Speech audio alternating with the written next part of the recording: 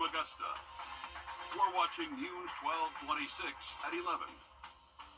And good evening, I'm Courtney Hicks. Alyssa Lyons and Joseph Doring are standing by with first round highlights at Augusta National. But first, we check in with First Alert meteorologist Mikhail Hanna-Hardy, who has been tracking some storms headed our way, Mikhail.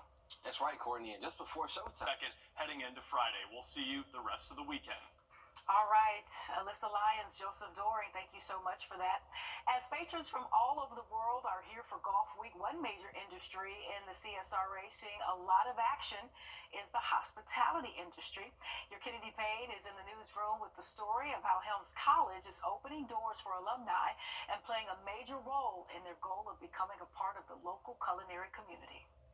Well, this year, Helms College has 15 students at the Augusta National, gaining experience you can't find anywhere else, while others who have already gone through the program are serving those patrons this week in our locals year-round.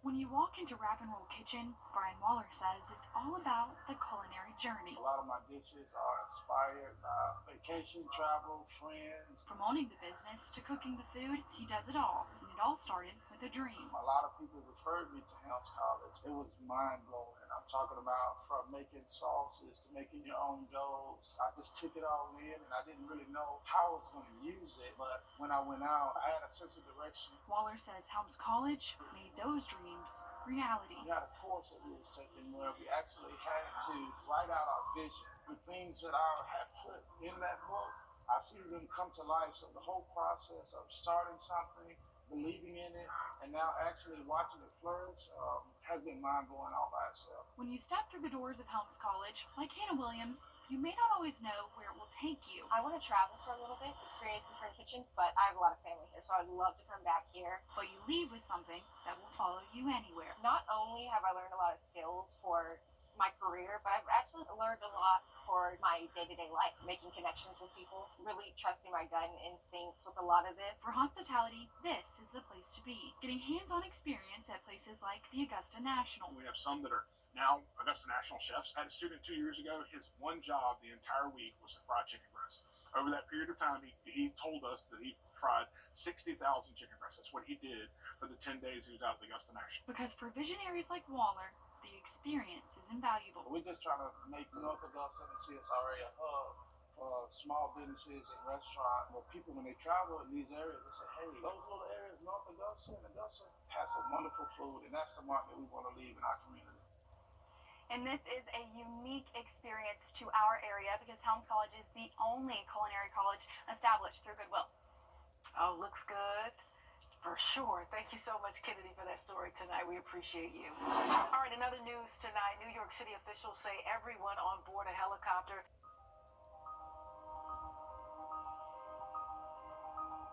Parker's Kitchen is proud to partner with Wrdw Project to help empower veterans and their families. When you round up at Parker's, we'll make sure to match 25% of your donation to support local veterans.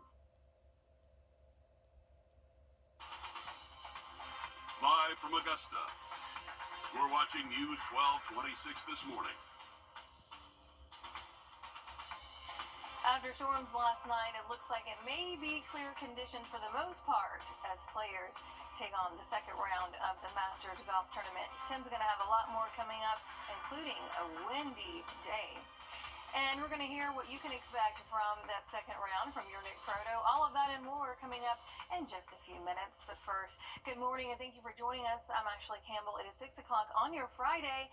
We've made it to the weekend. Send it over to Tim now with what we can expect weather-wise. Yeah, Kyle, looking at the home stretch of a lot of that thunderstorm activity from last night and expected it to be gone before the sun was coming up here this morning, and it looks like that is going to play into our account here. We do have that cold front that's going to look at us getting up closer to 70 degrees as we approach lunchtime. 6:02 the time. We'll have much more coming up. Good morning, I'm Taylor Martin. Let's go ahead and look at Washington Road to see what things are looking like this morning as you head out on your morning commute. Right now, off of exit 199, the off-ramp onto Washington Road, it looks like there's a little bit of backup here at the intersection of Alexander Berkman's in Washington Road. Some yellow and a little bit of red there, and also a little bit of yellow as you're getting off of that exit. But one of the biggest things that you're going to need to worry about this morning, give yourself a little bit of extra time, is that exit 199, the off ramp onto Washington Road, will shut down in about an hour here at 7 a.m. And that traffic will be redirected to exit 200 and Riverwatch Parkway. When you get down to Riverwatch Parkway, and if you're trying to get back to Washington Road or toward the course, you'll make a left off of Riverwatch Parkway, then a right onto Alexander Drive. And as we just saw there on that camera, not too busy out there right now, but you could expect that traffic to pick up this morning. So if you're taking any of our busy roads, Washington Road, Alexander Drive, Riverwatch Parkway, give yourself some extra time this morning as exit 199 is shut off in about an hour. All right, thanks for that, Taylor. The pressure is on for golfers today. Really nice outlook, spring-like temperatures, seasonal for the weekend. Lows get a little colder into Sunday morning, around 40 to 41, and not out of the realm of maybe getting in the upper 30s, but a jump into the 80s Monday, Tuesday, middle 70s straight through to next week, 617. All right, thank you, Tim. Women in South Carolina are more likely to die while pregnant or postpartum than those in almost all other states. The stats for Black mothers and those who live in rural areas are even more startling. Your South Carolina State House reporter Mary Green has the details on a new push in Columbia to try to address these troubling trends. A bill filed in the House of Representatives would require Medicaid and private insurers here in South Carolina cover the cost of doula care. We find it a lot of times where moms are in situations where they are already on other assistance, right? But they need that additional support to help them with education, information that they need to bring into their own environments to where they can understand it. Doulas are non-medical professionals who provide support, care, and information to moms during pregnancy, labor, and postpartum. We make sure that they have childbirth education, that they understand what their bodies are capable of doing.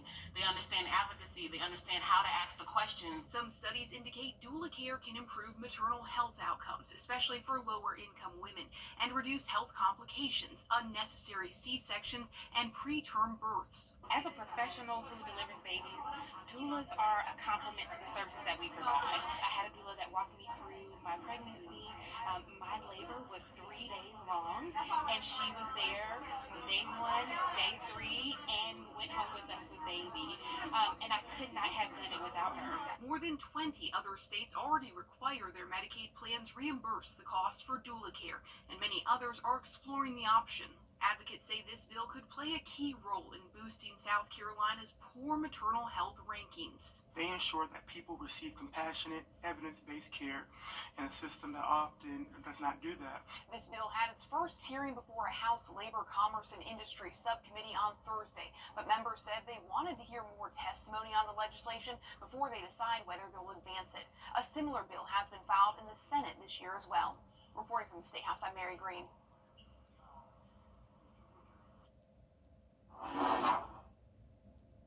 Our Take Me Home segment. Who do we have here? We have from a lot of heavy rain from last night, but a lot of wind is expected to pick up. We're talking gusts around 25 to maybe 30 miles per hour in the afternoon. Sustained winds between 10 and 20 kind of in the early afternoon hours. But from 50s, we'll have a good shot at getting up into the lower 70s and still a very small chance for a passing late day shower. 623. All right, check this out. One Columbia County third grader is helping patients at St. Jude Children's Hospital one painting at a time. Ryan Breeding sells golf-themed paintings of azaleas, putting greens, and more, and all of the proceeds go directly to St. Jude Children's Hospital. There are kids that are really sick and they can't go outside and play, and a lot of times they can't see their parents, and I won. And I'm really thankful that I'm healthy, and I want to do something nice and help them. She says that she's made more than $2,300 for the hospital, and she adds her goal is to raise enough so all the kids can come out of there healed and healthy. Americans weighing in on when they start to panic about their phone's battery percentage, and the stress is still there on Wall Street. Jane King is at the New York Stock Exchange with those stories and more in your morning business report. Good morning, Jane. Good morning. Stocks continue their wild ride as the White House confirms that tariffs about to hit 632. Good morning, I'm Taylor Martin. Let's take a look at what the roads are looking like here, 6:32 on your Friday morning. Here on Washington Road, right off of the 199 off-ramp onto that road, backed up all the way down to the off-ramp. We see a lot of red here, especially here in the intersection area of Alexander Drive, Berkman's Road, and Washington Road. This is to be expected. Augusta Regional Airport says that they expected a lot of people to come in toward the latter half of the week, and that's what we're seeing here as people head to the course this morning. Now, one thing you'll want to keep in mind is that in about 30 minutes here, the off-ramp onto Washington Road will close. That's exit 199, and the traffic will be redirected to exit 200 and Riverwatch Parkway down here by our station. If you're headed toward the course this morning, when you get off of Riverwatch Parkway, you'll want to make that left here, and then you'll make a right onto Alexander Drive, and that will take you back toward Alexander, Berkman's Road, and Washington Road if you are trying to get to the course this morning. But we will continue to update you on what traffic looks like, and you can head to wrdw.com to see the city's full traffic plan. All right, thanks for that, Taylor. The second round is here.